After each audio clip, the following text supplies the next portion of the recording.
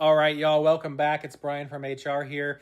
Next up on the 50 States of HR tour is Nebraska, home of corn. Lots of corn. College football and HR laws that are, depends on who you ask. Nebraska is an at-will state, but don't get too comfortable. If an employer promises you something and you rely on it, Nebraska courts are absolutely going to hold them to it. We call that promissory estoppel. That's a fancy term for something that we all learned when we were kids, and that is don't make promises that you cannot keep. Nebraska does have its own minimum wage, but they also have a tipped minimum wage that's just $2.13 an hour, which still feels completely illegal to me. I've been in California for over 10 years, and they have no tipped minimum wage. The minimum wage is the minimum wage is the minimum wage, no matter what your job is.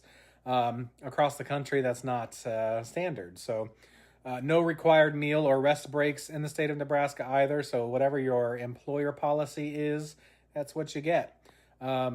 Discrimination protections are pretty solid. They follow the federal same religion, sex, color, creed, race, origin, disability, etc.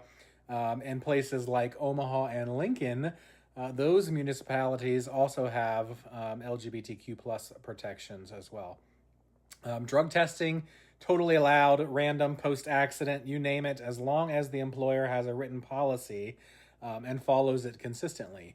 If they don't, then that test result is basically just a decorative piece of paper. As for final checks, they're due within 2 weeks or on the next payday, whichever is sooner, and that does include commissions. One special thing about Nebraska that is a little odd given their standard processes is that you get access to your personnel file within 10 days of asking by law. That's your right. So ask your employer for your personnel record. See what's in there. That's Nebraska.